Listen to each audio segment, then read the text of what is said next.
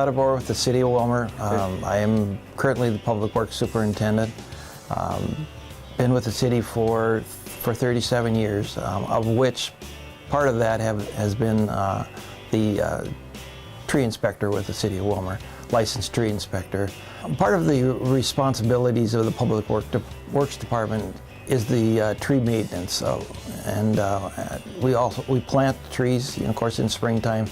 We remove the trees, as needed, and with that is the pruning and trimming of boulevard and park trees.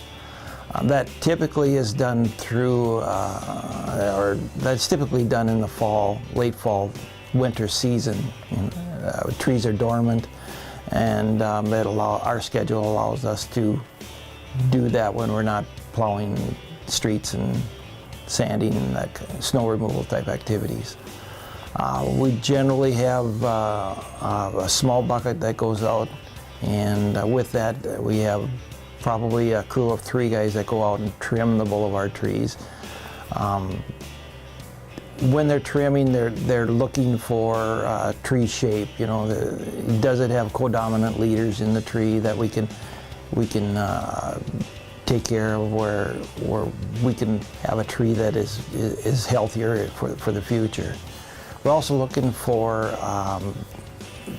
branches that are maybe crossing or rubbing on each other. We're looking for dead branches, maybe broken branches that could be a hazard. Branches that are probably growing into a sidewalk area that we need to raise up, or maybe they're growing into a lawn area that homeowner's trying to maintain, that we need to make sure that's not hitting, somebody that's maintaining around the tree. We're also, on the other side of the tree, then we're looking at, on the street side, is the tree growing into the street where we're having problems with street sweepers or snow plowing or school buses or some high-profile vehicles that may have some trouble. And occasionally we get into where a tree may be growing too close to a house, where we need to make sure it's not going to get into the roof area. Part of the trimming is doing a physical assessment of each tree, trimming allows us to not only take care of those issues with obstructions, of low branches, but it also allows us to physically look at the tree. Does it have any cracks in the tree, or does it have branches that it would be a hazard, or emerald ash borer, that we need to, be looking out for all the time, or does it have Dutch elm disease that we need to be, keeping track of? Getting around to all of these trees allows us to, find rotten spots in a tree that we need to identify and get down before they're causing a hazard. So we got 2 branches on the east side of this linden tree that have very poor attachments to the main trunk. So what we're going to try to do is take one of them out and cut the other one back. Then in subsequent prunings we'll come back and we'll take the other branch out of there. Well, typically on a linden, they're going to be a pyramidal shape. In general terms, they're going to and they don't usually require a lot of trimming toward the upper 2/3 of the tree, or the upper 2/3 of the crown. On a linden, it's generally going to be toward the bottom, When you have tight branches like that, and the bark kind of pulls in on itself, which creates a weak link to the main trunk. So I think we're going to end up taking.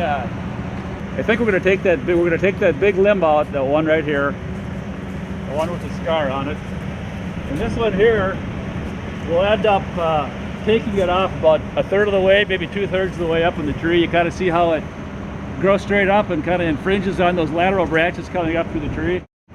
So we're going to try to take that leader off, knock off that terminal bud, and hopefully stunt that tree, that branch back.